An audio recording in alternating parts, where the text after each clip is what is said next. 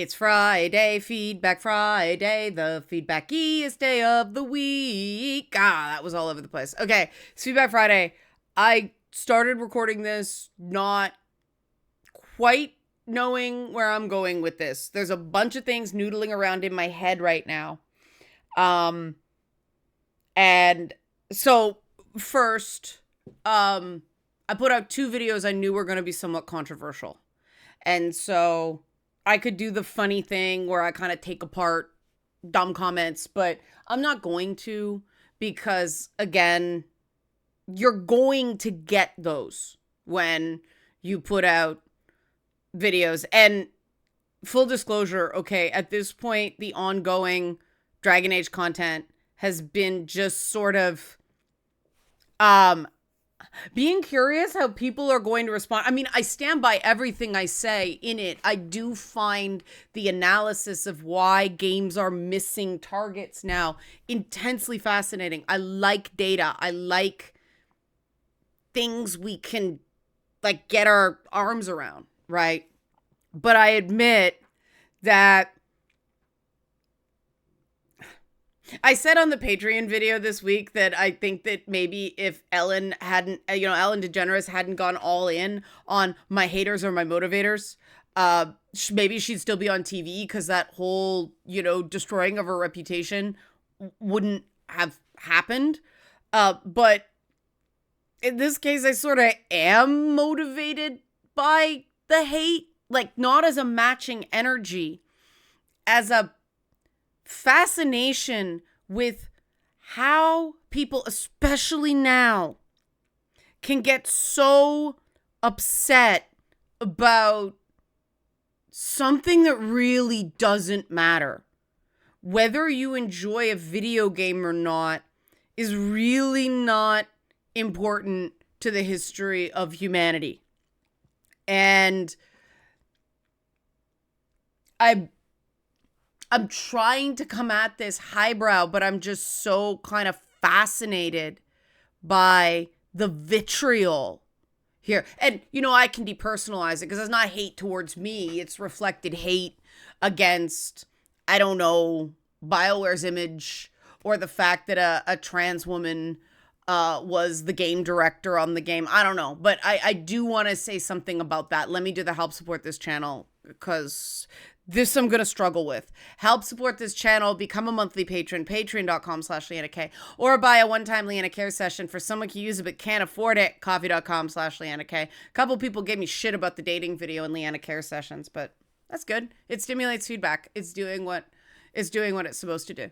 And if you're wondering, the gist of giving me shit was that I was being too sympathetic to guys who are struggling that way. Oh, and commenter who said that you want a video about protecting teenage boys. I've heard you. I'm working on it. I do think that's I'm writing it down right now, see. I do think that's an important topic because to me, a teenager is a teenager and it doesn't matter what the other identifiers are. If 17 is too young for something, it's too young for cisgender boys, it's too young for cisgender girls, it's too young for trans boys, it's too young for trans girls. And you might see where I'm going with this, mentioning the game director of the Veilguard being trans, is that based on the flurry of executive orders, it's been a lot. It's been chaos, but there have been multiple executive orders targeting directly the transgender community and transgender individuals. And I honestly,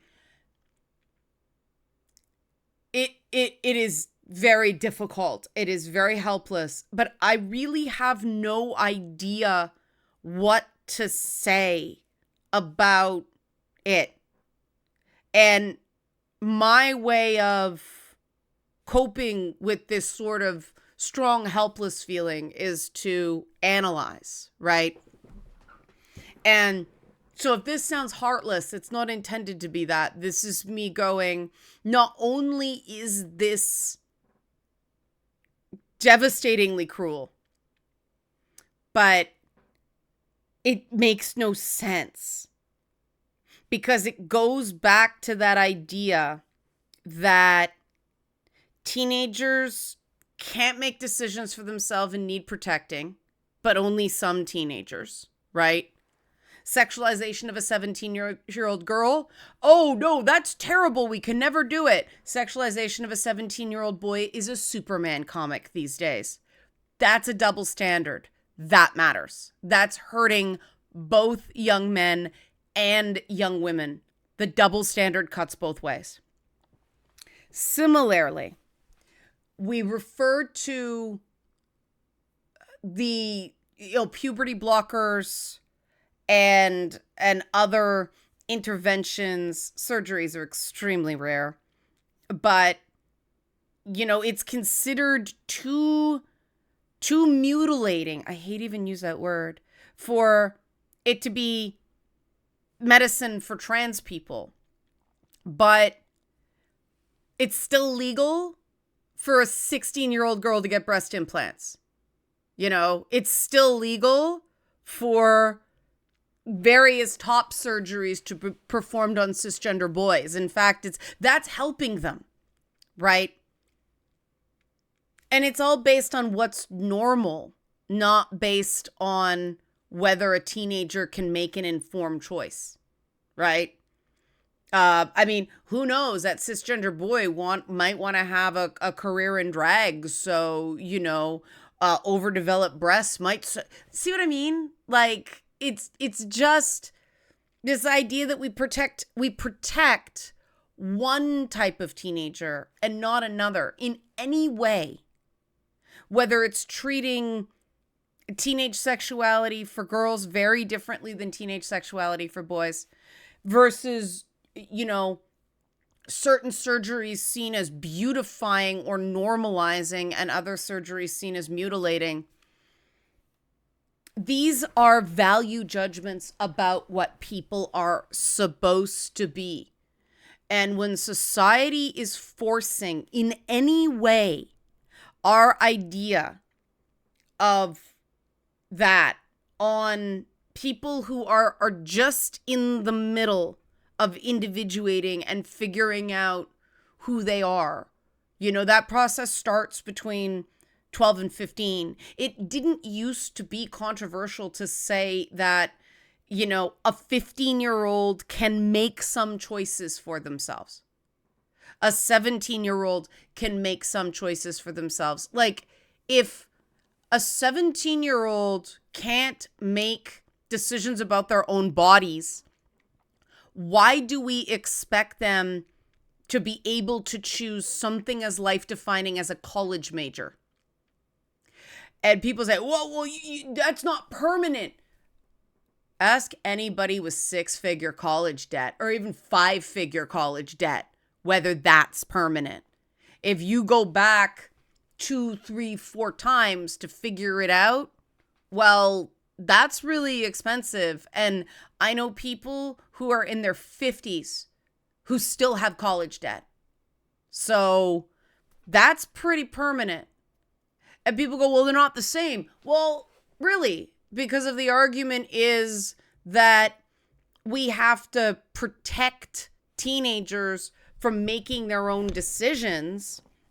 Well, gee, maybe we should stop pressuring 17-year-old boys to be defining themselves based on how much sex they have. Because Jesus, I'll talk about this more in another video, but that is the message we're sending when a 17-year-old girl is considered totally paws off. Oh, no, don't destroy her virtue, right? And we're still there. Like, let's face it, we started to get away from that, but now we're going right back there. There were comments on Monday's video about wanting women with a low body count and what's wrong with that.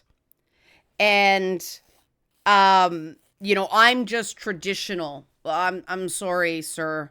low body count is not traditional language, right? And if you want that, well, are women allowed to want that? Are women allowed to say, I want a man with a big fat wallet? I'm just traditional. Is that okay? That would be seen as kind of shallow. Maybe understandable in this economy, but kind of shallow, right? Like, there are plenty of cases where women without a ton of sexual experience cheat precisely because they're wondering what they're missing out on. And there are a lot of instances where people have a bit of a wild phase and then go, you know what? That didn't make me happy. Monogamy is right for me. So I don't think that traditionalism is served by policing how many sex partners a woman's had. In a way we don't with a man. We judge it in a different way with men. But it's all about, you know, are they still that person? And if like you're not into not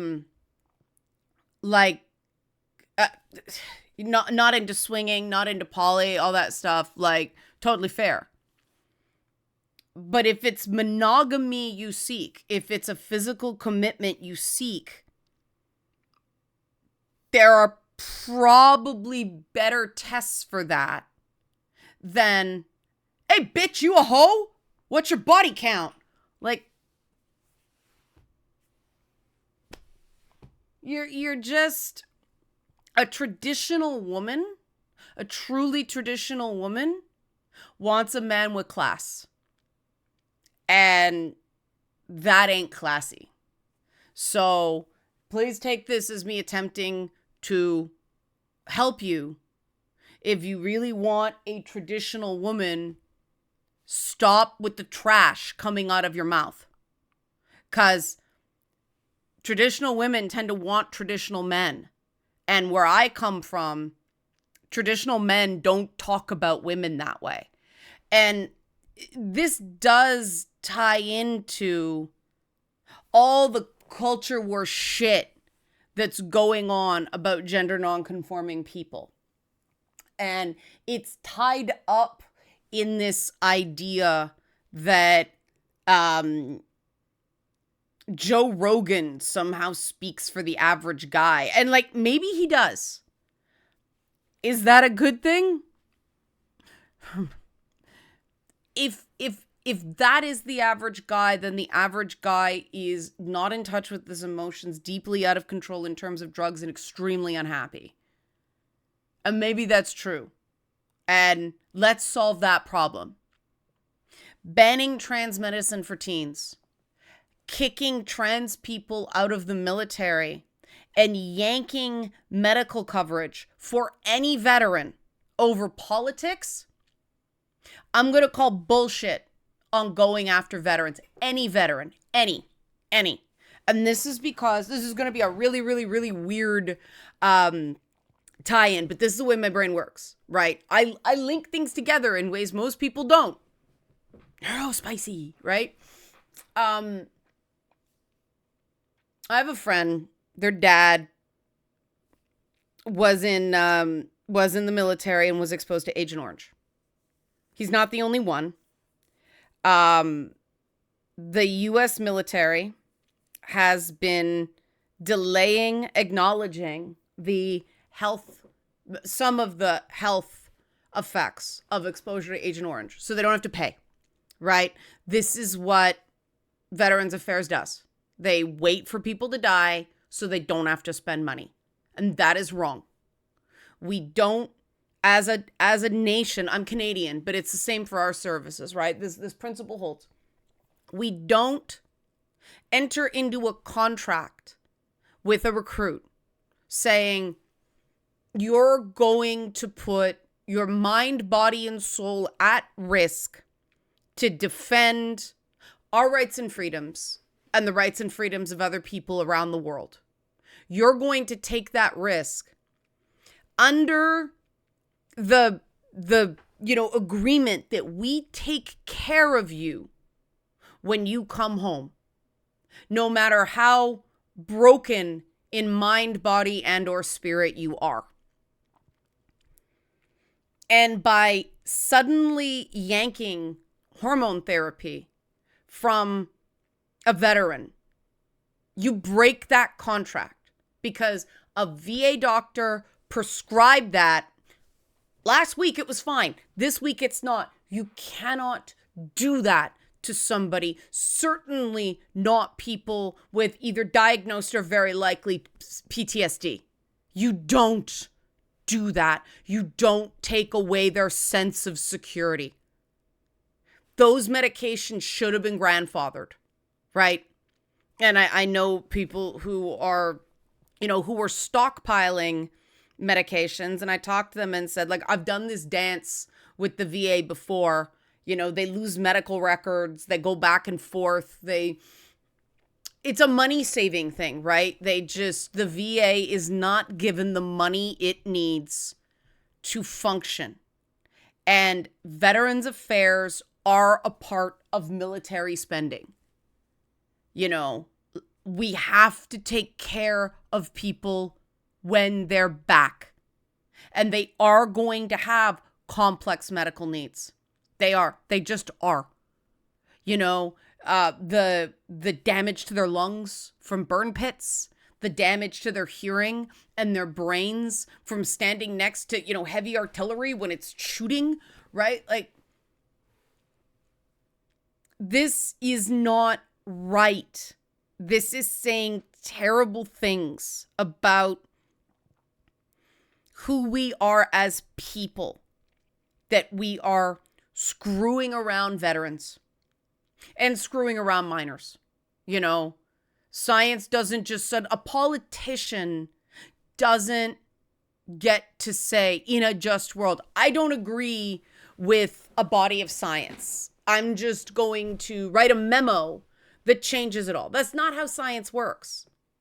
And some of the things about, the phenomenon of transgender people are sort of split into what gender is. Yes, we spend a lot of time talking about that, but it's also about what gender means. And it, when I have, really good friends of mine tell me, like, look, people tell you off. People don't treat you like a woman because you don't read like a woman. And they're right. But when I start going, okay, if you don't read like a woman, so they don't treat you like a woman, obviously gender is not just about some physical bodily state. It's about a role in society. Which is why I like fiction, like Mass Effect and Dragon Age. There we go. The Asari, the Canary, they rhyme. Or even something like Elden Ring that plays with gender. I'm surprised that wasn't a bigger deal. But, fiction allows us to get comfortable with these concepts. And to me, okay, we've been joking all week about my kind of reaction to Eileen had me watch first episode of Interview with the Vampire, the new one. And it was a roller coaster. But I get really, because I used to work in the media and I've done topless shoots, I've done kind of sexualized imagery. The minute there's a sex scene in media, I start going, oh man, they had to shoot that, like that I hope they got paid well. But it became a bit of a joke But like, that's the thing of, we are okay with gay vampires in media more than we're okay with a non-binary kunari in media. And this doesn't make any sense to me, because strictly, vampires don't need to have sex. They don't reproduce via sex. The sexy vampire, the vampire sex, has become this thing grafting back on the sort of, we couldn't talk about sex when Dracula was written. We could talk about blood kind of thing. Now we want both, right? But, you know, strictly, if vampires were real, what would the need for a sex urge be? Well, just making people get into close contact so you can eat them, right? Like, a vampire would get nothing out of sex in practical terms. And some vampires are like that, right? But that's not what people like. So we have absurd floating sex for entertainment purposes. But people freak out when, and that in many ways is, you know, playing with gender, because one of the things about vampires is, because it's not procreation anymore, does gay really matter?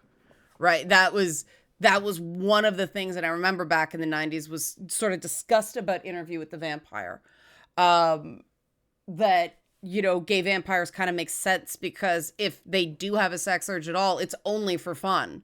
There's no practical use for it anyway.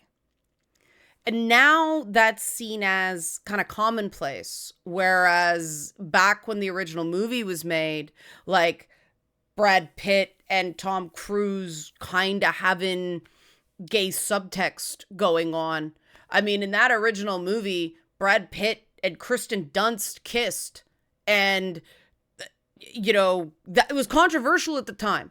But Kristen Dunst was like 12. You couldn't do that today. They've had to age up Claudia. It shows how social norms change, right? The gay vampires, no problem, whatever, woohoo, selling point, right? They've leaned more into that, pardon the pun.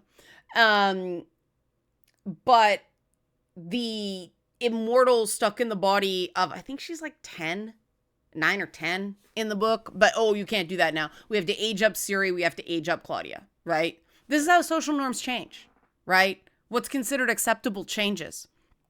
And this is why freaking out about fantasy doesn't make sense to me.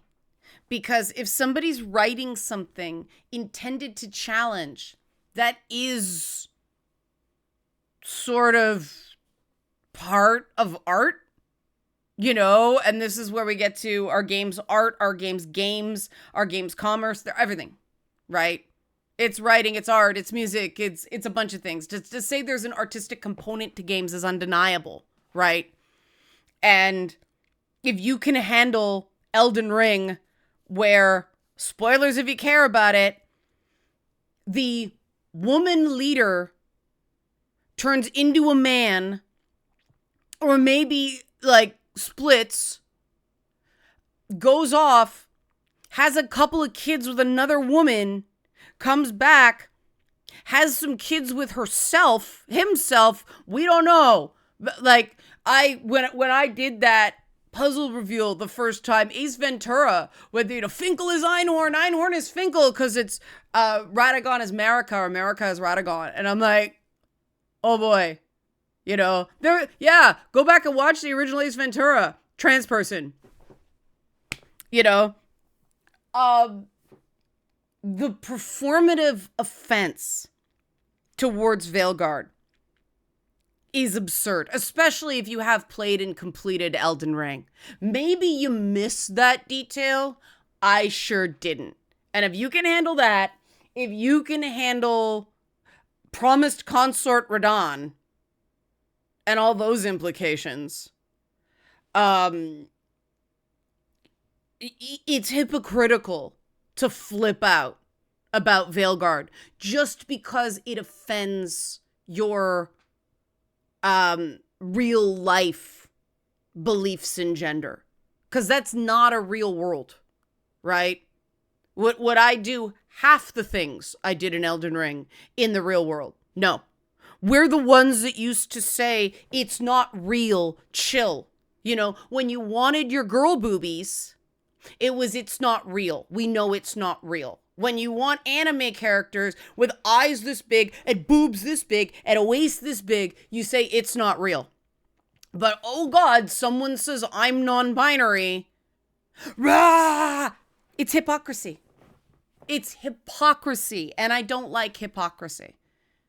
It's just throwing out all the other things I agreed with, which we shouldn't put our norms on art, especially Japanese art. You know, like I'm playing Trails in the Sky right now, and there's a storyline about they call each other brother and sister, but they're absolutely not related, and they've only known each other for a few years.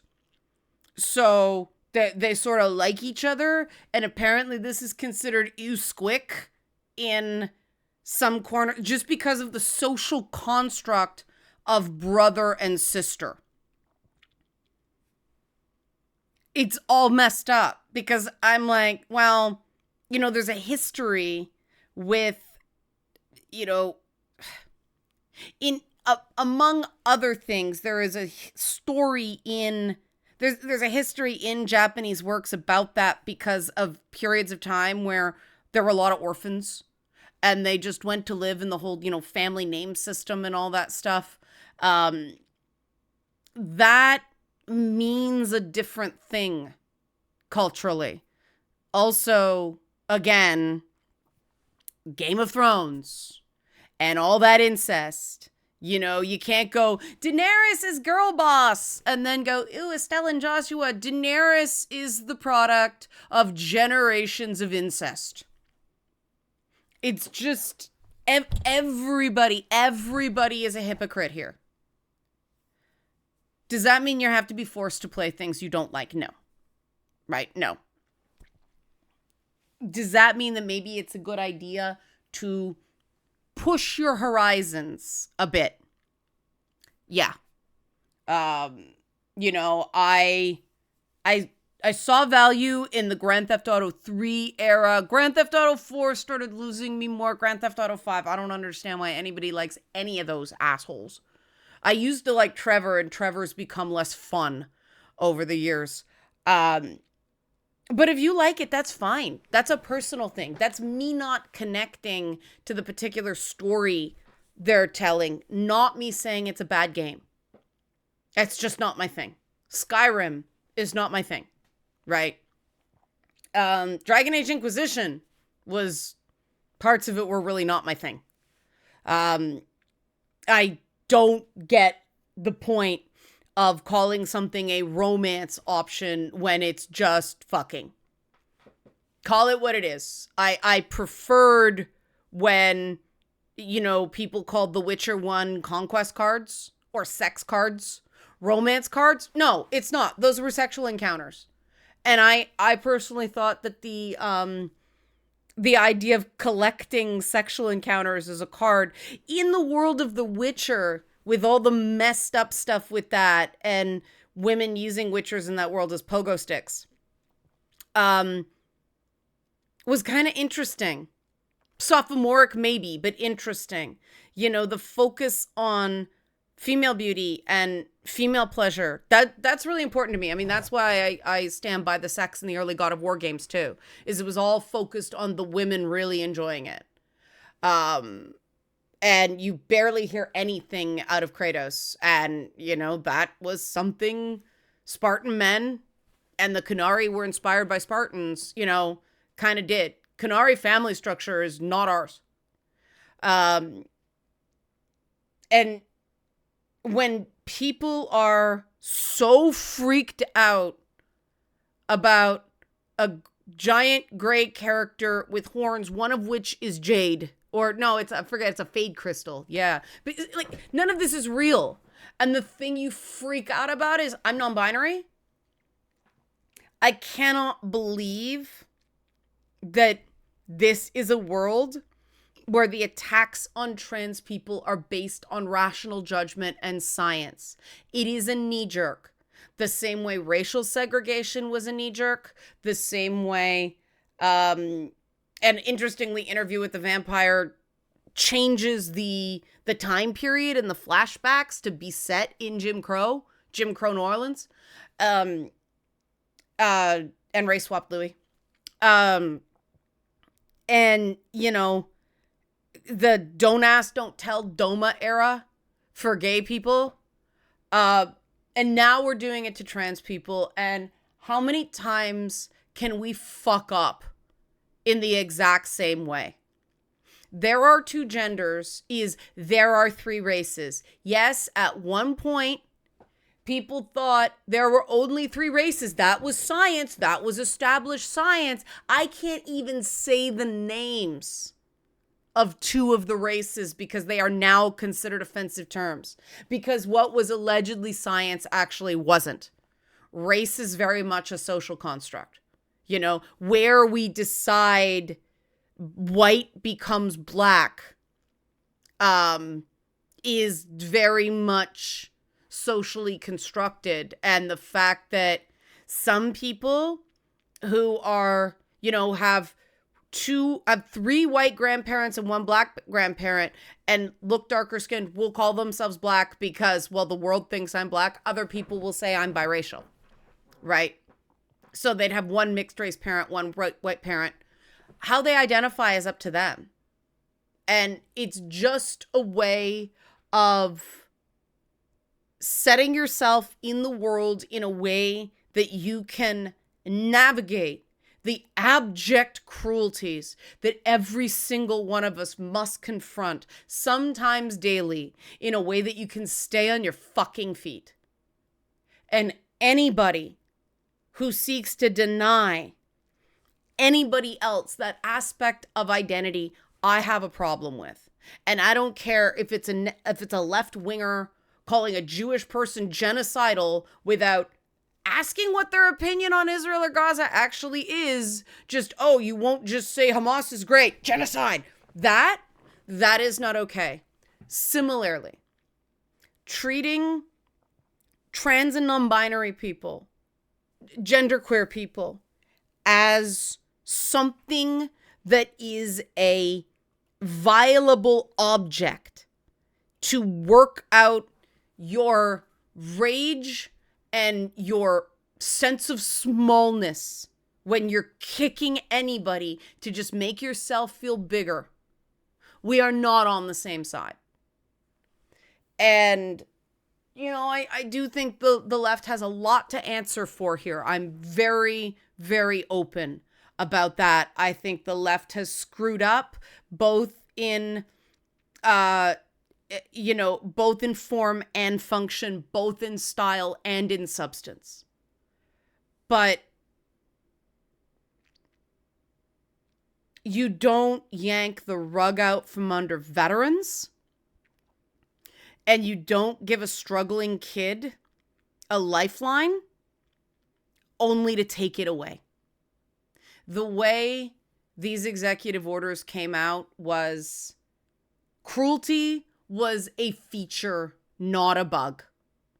There is a glee in the way they're rounding up irregular migrants. There's a glee in the way they're kicking trans people.